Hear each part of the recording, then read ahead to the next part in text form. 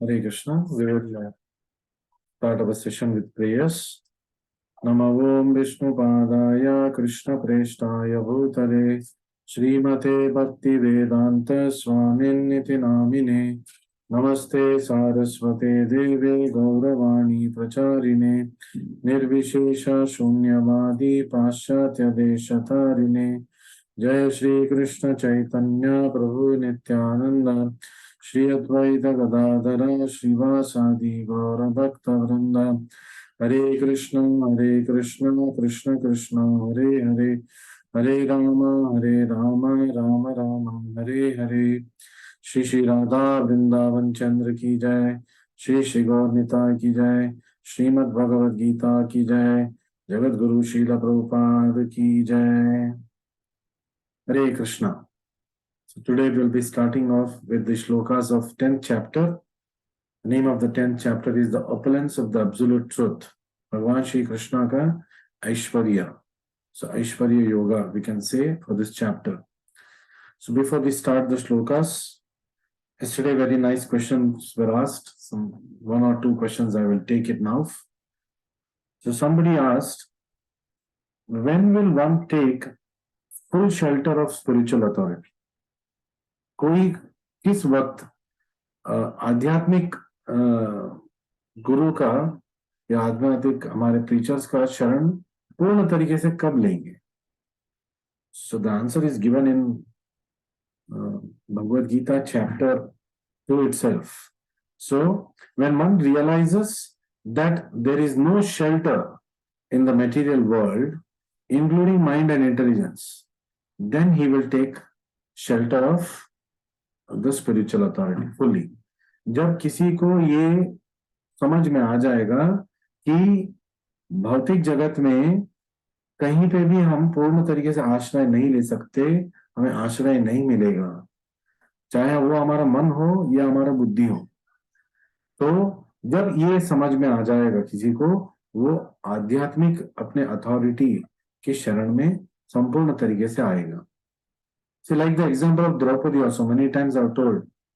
So as long as she kept taking shelter of the material relationships, husband, she tried to ask for help from husband, 5 husbands, not just one, 5 patiya, not able to help. The king is not able to help. Bhishma, Dharma, one who is the epitome of Dharma, is not helping. Dronacharya, the guru of almost all the people in the Sabha, is not helping. So nobody is coming to her shelter. Nobody is coming to her rescue. She herself cannot help herself. So when did she completely surrender to Krishna? When she realized that I have taking shelter on this material platform is futile. मुझे कोई मदद नहीं मिलेगा. ऐन वक्त पे कोई भी मेरे रेस्क्यू के लिए नहीं आएगा. जो आएंगे वो भगवान श्री कृष्णा ही है. और वो वस्त्रापहरण के वृत्तांत में हमें स्पष्ट रूप से दिखता है कि श्री कृष्णा इज आपद बांधवा. He is there when we require him the most. Whereas all the material shelters that we take in the form of people, materials that we have, the comforts that we have, it may not help us at the correct time. That's a very good question that was asked. And another question was asked, Arjuna is so compassionate, he doesn't want to fight. Has compassion no role? He just stand wrong. That's also a good question. I've answered this question many times, but since this question is being asked again, I will answer it again. So the finer sentiments like compassion, जो सूक्ष्म emotions होता है, जैसे कि दया, तो although it is noble, अच्छी बात है, दया होना चाहिए, but they are worthless if applied in an ignorant way. अगर सही जगह पे हम इसका दया का इस्तेमाल नहीं करेंगे, सही वक्त पे इस्तेमाल नहीं करेंगे, सही व्यक्ति के ऊपर अगर हम इस्तेमाल नहीं करेंगे, तो it can actually boomerang and do harm for that person and to ourselves also, because karma will come back to us.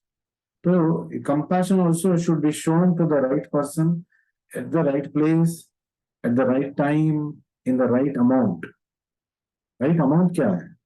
तो दया का भी सीमा होता है क्या? हाँ, जैसे कि तितली, तितली जब वो ककून से बाहर आ रहा है, वो तो कैटरपिलर है, तो जब ककून से बाहर आ रहा है वो स्ट्रगल करता है। तो इस स्ट्रगल में क्या होता है, उसका विंग्स डेवलप होता है, स्ट्रांग होता है। तो उनका जो विंग्स होता है वो उसका स्ट्रेंथ उसके स्ट्रगल में मिलता है। तो अगर ये स्ट्रगल नहीं होगा तो विंग्स के लिए स्ट्रेंथ नहीं मिलेगा, और जब वो बाहर आएगा तो उड़ नहीं पाएगा। So if somebody is looking at that caterpillar struggling to come out, और उसने हाथ लगा के उसको छुड़ा दिया, तो उसने उस वक्त दया दिखाया, लेकिन गलत वक्त पे दिखाया, गलत जगह पे दिखाया, गलत चीज पे दिखाया। Because that struggle was required for the caterpillar to develop its wings. उस समय में वो विंग्स डेवलप होता है। उस स्ट्रगल में blood circulation will go into the wings and will make it strong. And when that opportunity is not there, the wings will remain shriveled, और वो उड़ नहीं पाएगा। तो दया तो दिखाया, लेकिन उसके लिए बहुत बड़ा नुकसान कर दिया। तो ये कर्मा है, इसके लिए हमें सजा भुगतना होगा। तो कृष्णा चास्टाइजेस लैमेंटेशन। तो जो अर्जुन का विषाद है वो गलत समय पे हो रहा है, गलत लोगों पे हो रहा है, गलत संदर्भ में हो रहा है। सो ही चास्टाइजेस अर्जुन लैमेंटेशन। पहले दूसरे अध्याय में हमने पढ़ा, तो उन्होंने क्या क्या शब्द यूज किया, कठोर शब्द यूज किया। लेकिन उस वक्त अर्जुन के लिए ये जरूरी है। कभी कभी सोते हुए आत्मा को मार के उठाना पड़ेगा, वरना वो सुप्त स्थिति में ही रहेगा।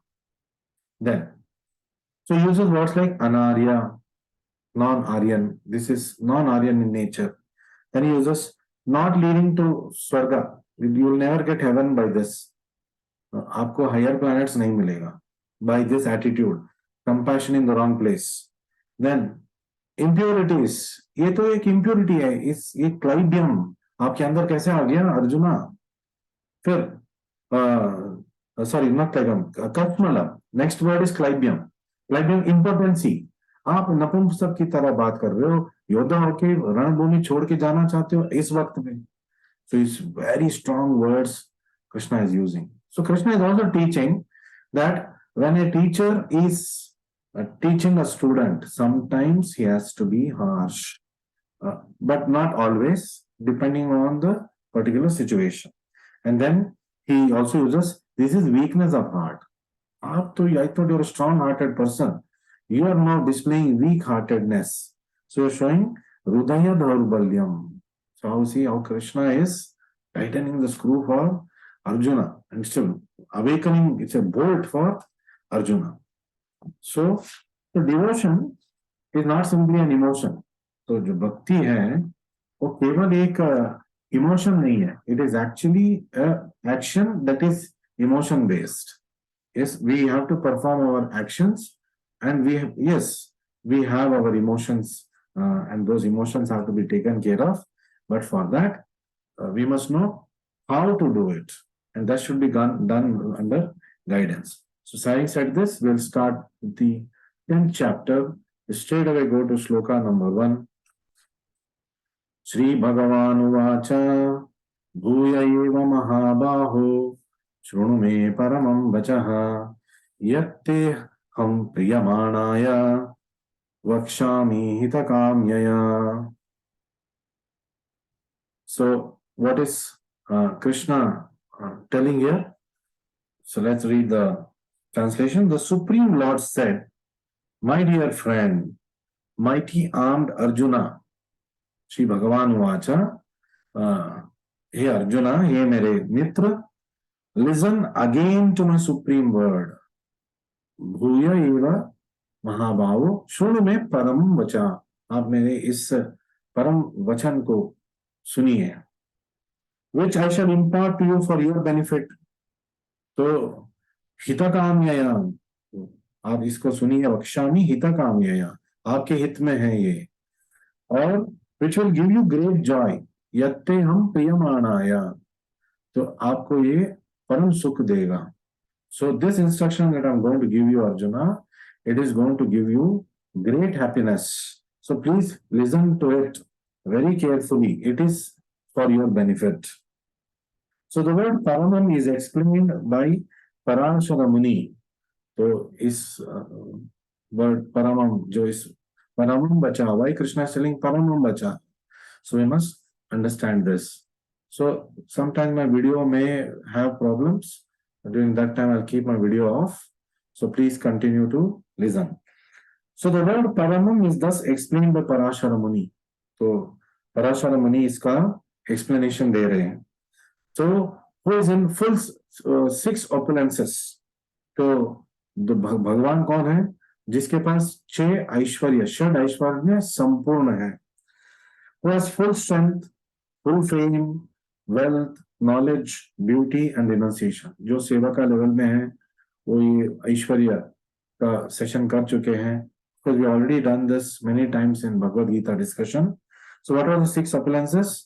Yash, then wealth, dhan rashi, then knowledge, gyan, beauty, shri, renunciation, vairagya और strength, शक्ति. तो ये जो 6 चीज संपूर्ण मात्रा में जिसमें है वो भगवान है. So that is how Parashar Muni describes Bhagavan. So when Krishna was present on this earth, he displayed all the 6 opulences. Krishna तो भगवान स्वयं तो गोलोक वृंदावन में परव्योम में जैसे है वैसे ही इस भौमी वृंदावन में भी वो प्रकट हुए और पूरा उनका षड ऐश्वर्य लेके वो प्रकट हुए. Therefore, great sages like Parashara Muni have accepted Krishna as the supreme personality of God. इसलिए अनेक सारे ऋषि मुनिया भगवान श्री कृष्णा को परम पुरुष मानते हैं. Then, previously beginning with the 7th chapter, तो 7वें अध्याय से हमारा क्या प्रारंभ हुआ? From the 7th chapter, what started for us?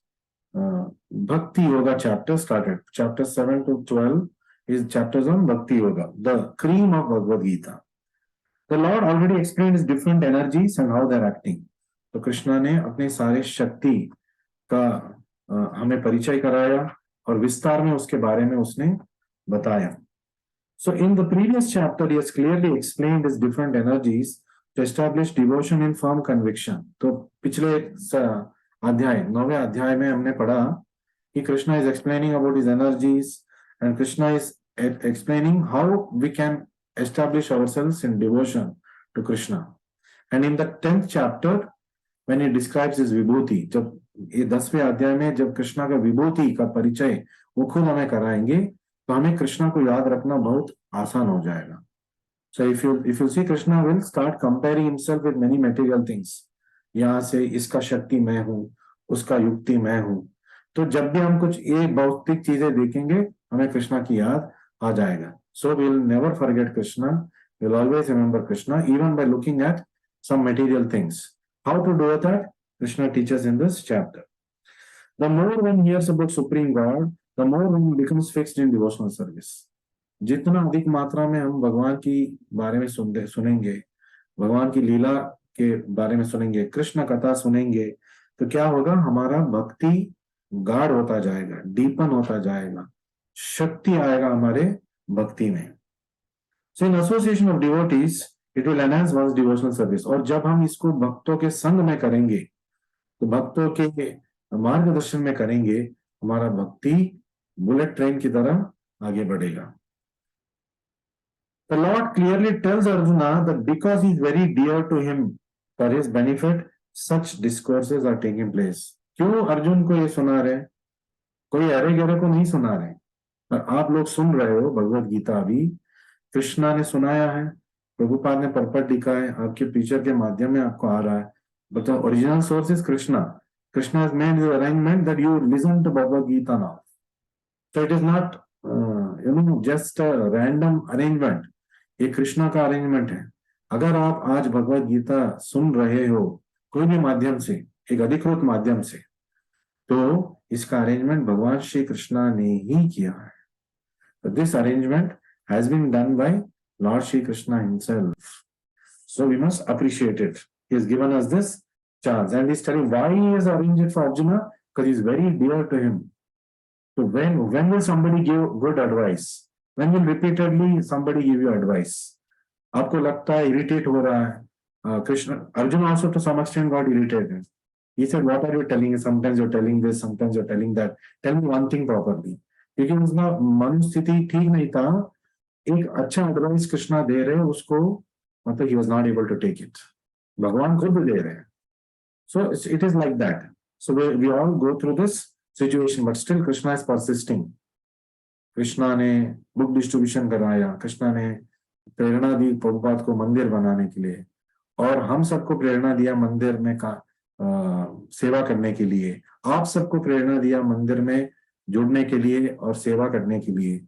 और कोई अरेंजमेंट की वजह से मैं आपका प्रीचर बन गया और मैं वृंदावन चंद्रोदय मंदिर में भक्त हूँ, और प्रभुपाद ने ऐसा मंदिर बनाने का प्रेरणा दिया हमारे अथॉरिटीज को, और भगवान श्री कृष्ण ने ये सबका पीछे होकर सूत्रधार बने. सो इसी where it is all coming from Krishna.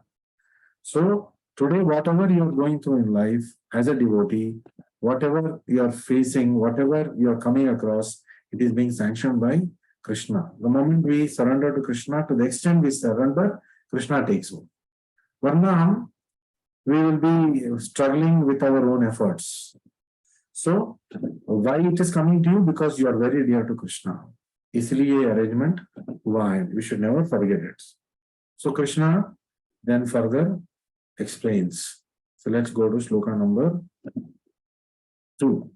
So in shloka number 2, Krishna is talking about how things are beyond even the demigods and the sages.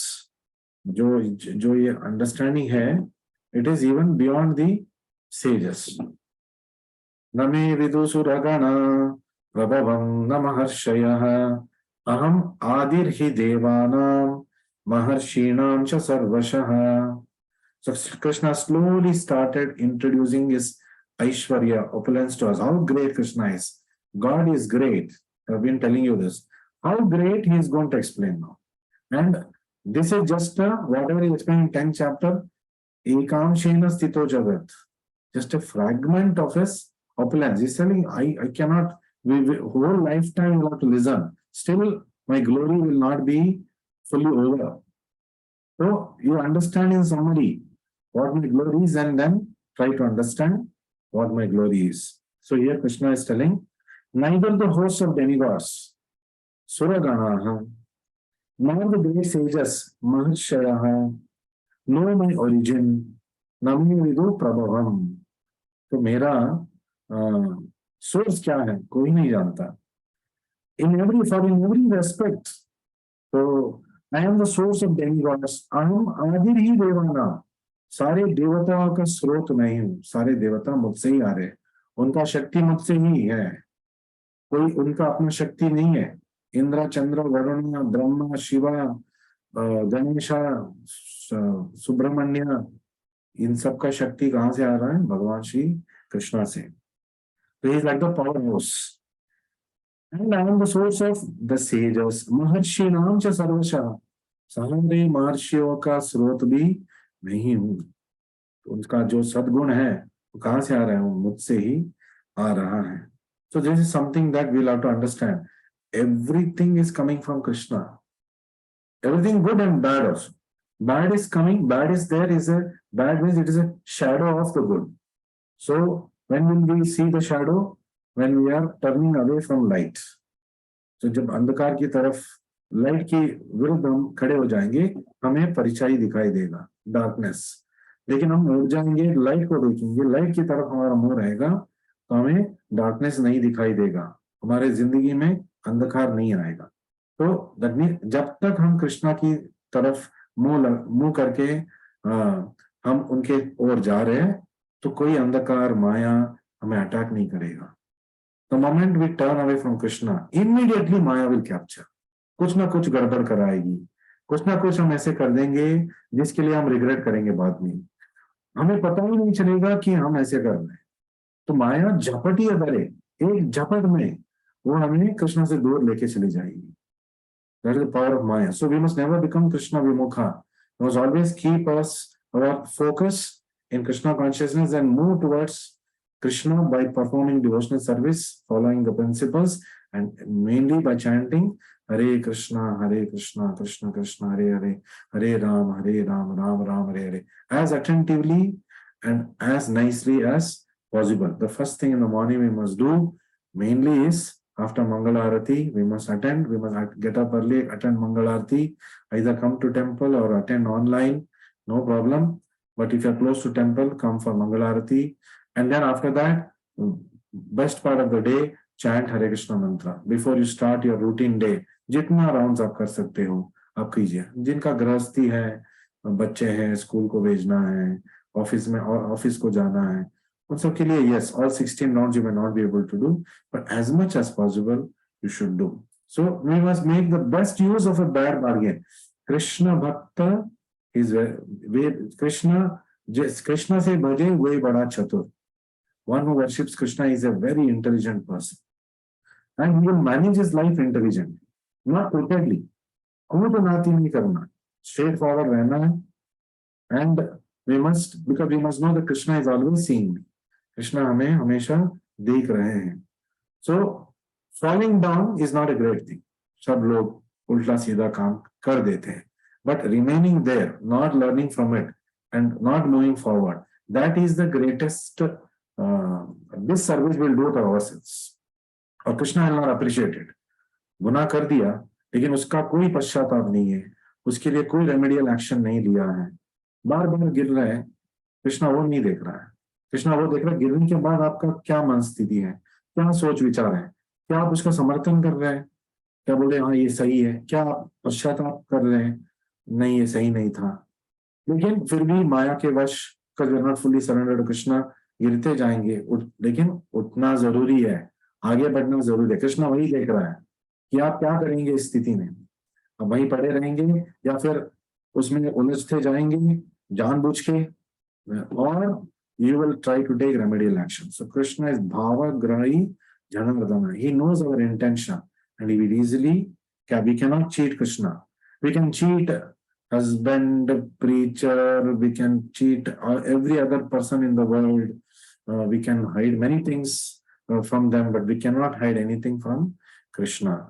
So we can cheat our way in material life, and in material life cheating may be required, वरना survive नहीं कर पाएंगे, लेकिन spiritual life में you can not cheat your way in spiritual life.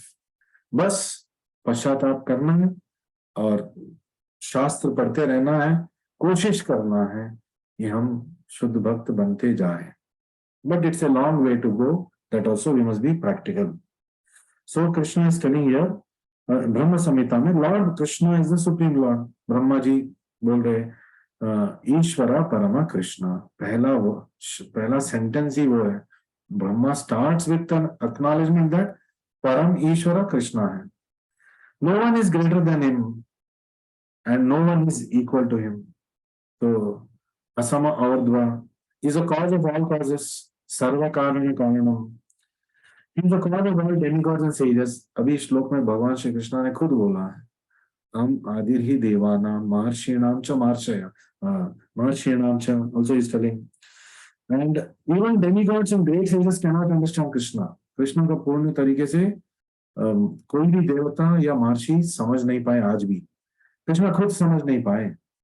तो इसलिए उनको राधा रानी का भाव में आना पड़ा, कृष्ण चैतन्य महाप्रभु बन के, कि उनको समझ में नहीं आ रहा था मेरे क्या गुण देख के राधा रानी इतना पागल सी दीवानी है मेरे ऊपर.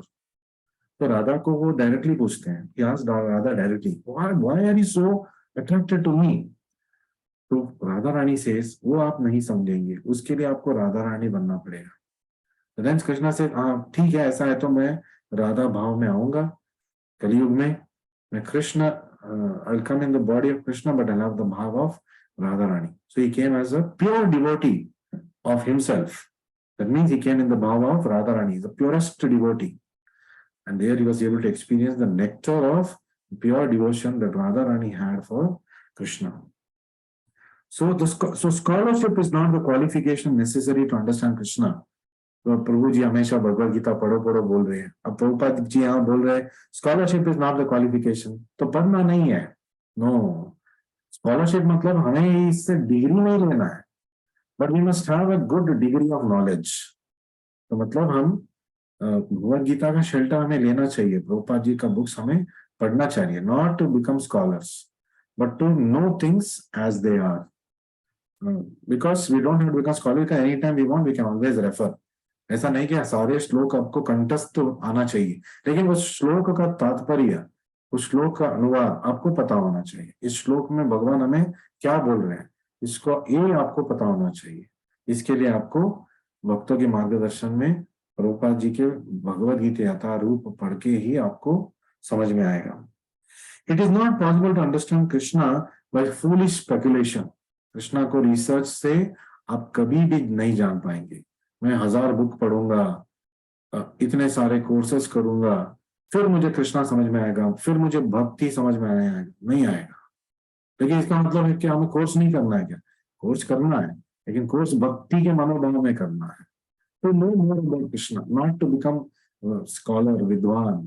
कितने कितने लोग चैतन्य लीला में आते हैं, केशव भारती, ये वो, जो काश्मीरी पंडित आता है बहुत गर्व से, लेकिन उसका घमंड चैतन्य महाप्रभु तोड़ते हैं, कुछ जगह रूप गोस्वामी तोड़ते हैं, कुछ जगह जीव गोस्वामी तोड़ते हैं।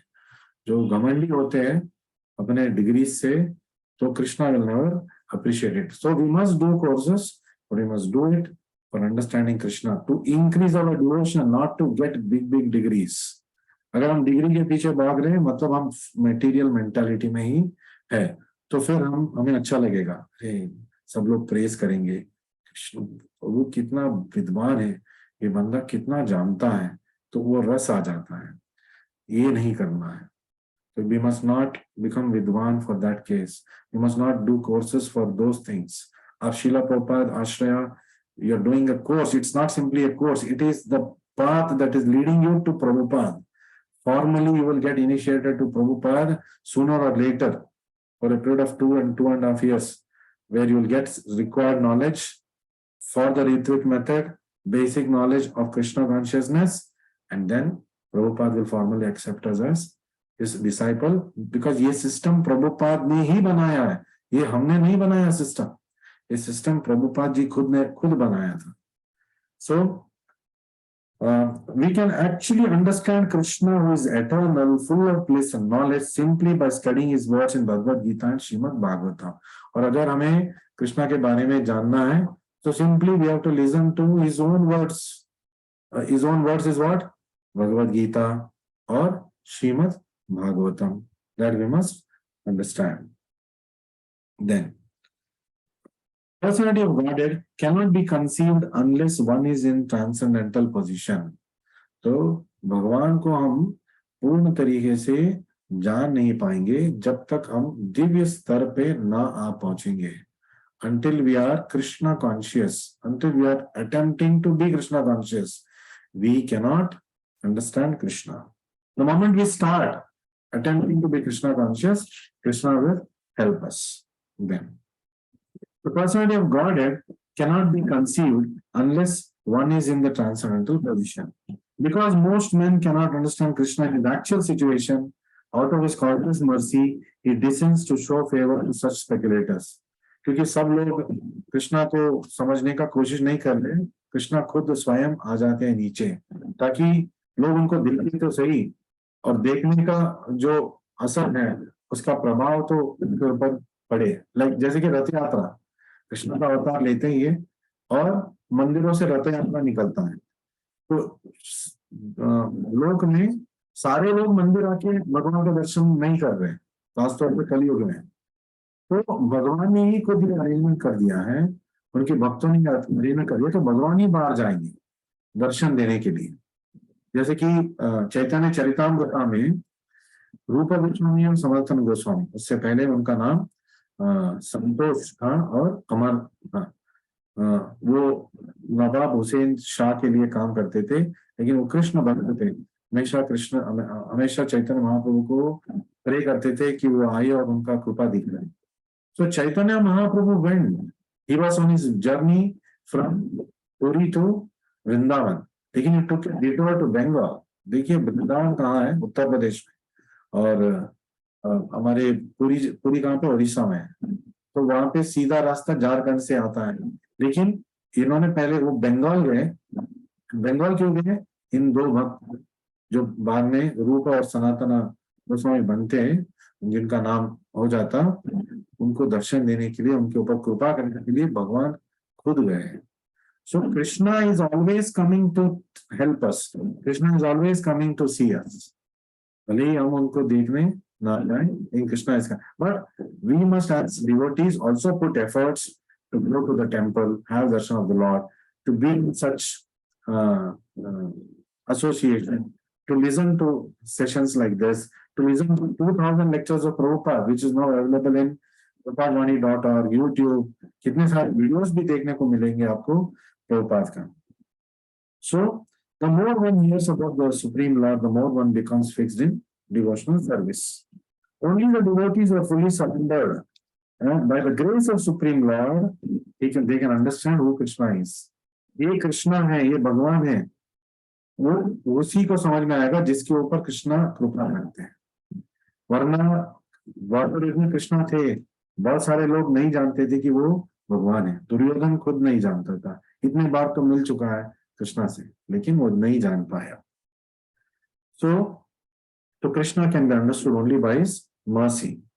So surrender immediately unto the Supreme Lord, and out of the causeless mercy of Krishna, they can understand Krishna. अगर हमें कृष्णा को समझना है तो हमें तुरंत कृष्णा के शरण में जाना है, और कृष्णा के भक्तों का मार्गदर्शन में हमें भक्ति में आगे बढ़ना है।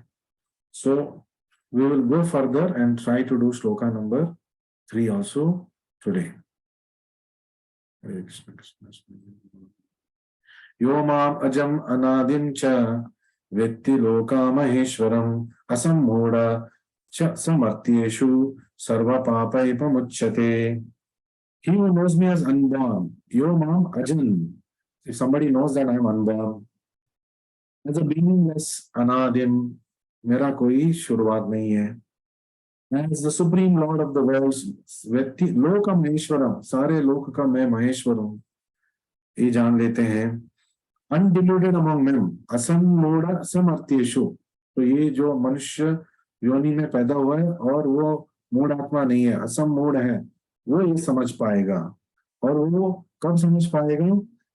उससे क्या होगा? Is free from all sins, सर्व पापै प्रमुच्यते। भगवान श्री कृष्ण के बारे में सुन सुन के हम शुद्ध भक्त बन सकते हैं। केवल श्रवण करते कृष्ण का भक्त, शुद्ध भक्त हम बन सकते हैं। तो केवल हरे कृष्ण मंत्र जपा कर करके, भगवत गीता का श्रवण करके, कृष्ण कथा का श्रवण करके हम शुद्ध भक्त बन सकते हैं। So we will go ahead and do the purport. It's a big purport. We'll not be able to complete. To the extent we can complete, we'll try. As stated in 7th chapter, those who are trying to elevate themselves to the platform of spiritual realization are not ordinary men. जो भक्ति के पथ में आ चुके हैं, तो उनको कभी हमें ये नहीं समझना है कि they are ordinary souls. They are not ordinary souls. जो भी कृष्ण भक्ति कर रहे हैं, they are not ordinary souls. Then, one who can come to the understanding that Krishna is the supreme person of Godhead, the proprietor of everything, the unborn, is the most successful spiritually realized person. भक्ति का पराकाष्ठ क्या है? भक्ति का परिपूर्णता क्या है? ये जानना। What? That Krishna is the master of everyone and everything. Krishna is the enjoyer of everything and everyone. And Krishna is the friend of everything and everyone. One who knows this will be supremely peaceful, he will be always happy, and he is the person who will be able to know Krishna fully. यही व्यक्ति है तो भगवान श्री कृष्ण को संपूर्ण तरीके से जान सकता है, और जो ये जान लेता है उसका भक्ति परिपूर्ण हो जाता है। Then he can be completely free from all sinful reactions. तो ये सर्व पापै प्रमुच्यते। कृष्ण कथा सुन सुन के, हरे कृष्ण मंत्र जपा कर करके शुद्धिकरण हो जाएगा। कुछ और करने की जरूरत ही नहीं है। अंधकार को भगाने का एक ही उपाय है, लाइट ऑन करो। तो अंधकार को पकड़ के आप भगा नहीं सकते, लाइट ऑन करने से अंधकार खुद ब खुद भाग जाएगा। तो ठीक वैसे ही आपके जीवन का अंधकार भी खुद ब खुद भाग जाएगा जब कृष्णा एंटर करेगा, कृष्णा अपने रोशनी के साथ जब आपके लाइफ में एंटर करेंगे सारे अंधकार भाग जाएंगे. How to invite him in Kaliyuga? Simply by chanting Hare Krishna Krishna Krishna Hare Hare, Hare Rama Rama Rama Hare Hare. Hare Krishna मंत्र श्रवण, हरे कृष्ण और हरि कथा श्रवण. Then the Lord is different from living entities who are taking birth and dying due to material attachment.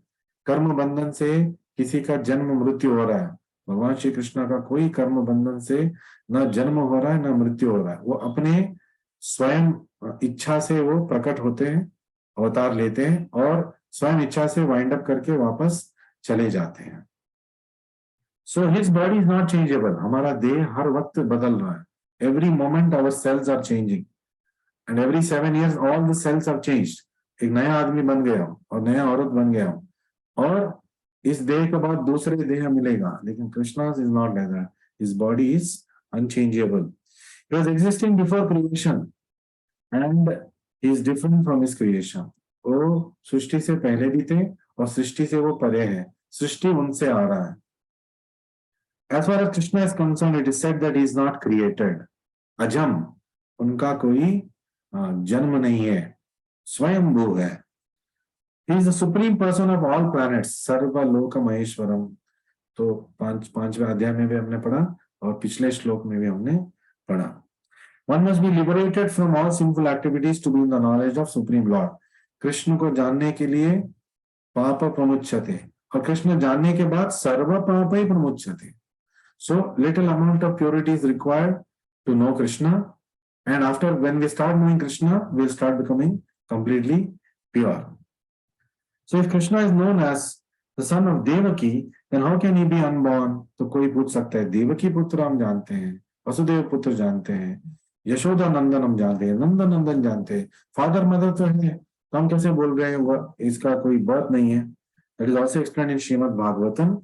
When he appeared before Devaki and Vasudeva, he was not born as an ordinary child. As a normal process, he was not born. So he appeared in the womb of Devaki. He then appeared out of her womb. He appeared in the heart of Vasudeva and entered the womb of Devaki, not by normal process. And then he again manifested during delivery, not by normal process. He appeared in his original form. एक बच्चे की तरह नहीं, वो विष्णु के 4 भुज रूप लेके आए. then he transformed himself into an ordinary child. जब वसुदेव और देवकी ने प्रार्थना किया, कंस आ जाएगा, फिर आपको समझेगा कि आप भगवान हो, आपको मारने की कोशिश करेगा, प्लीज आप एक साधारण शिशु की तरह आप प्रकट हो जाइए. Then he transforms himself into an ordinary child. So the conception that there are things auspicious and inauspicious in the material world is more or less a mental concoction. तो इस जगत में शुभ अशुभ सब अशुभ है. Because anything that is not connecting us to Krishna वो अशुभ है. चाहे वो करोड़ रुपए हो या गाड़ी बंगला हो, अच्छे धर्म पत्नी हो, if they are not connecting us to Krishna, अगर धर्म पत्नी अच्छी पत्नी है लेकिन कृष्ण भक्त नहीं है, कृष्ण के भक्त नहीं और हमें भक्ति करने नहीं दे रही, हमें बाधा बन रही है, तो then that person is not considered as a good wife. For husband also same thing. For anything in the world that we possess, it is the same principle. So only by devotional service can he be known, not by any other means. केवल भक्ति से, भक्ति सेवा से भगवान श्री कृष्ण को हम जान सकते हैं और कोई मार्ग नहीं है. So real auspiciousness depends on activities in Krishna consciousness in full devotion and service. भक्तिमय सेवा ही शुभ कार्य है. भगवान श्री कृष्ण का पूजा ही शुभ कार्य है. सारे हमारे कार्य इसी की ओर हमें करना है, चाहे जो भी भौतिक कार्य हो. Thank you very much for joining me today. We have run out of time. We will again meet next week. We have next 2 days Prabhupada Ashraya sessions to be taken. Some parts left for some levels, and then please prepare for the exams. It's going to be around 15th to 19th in between this. Thank you very much. Hare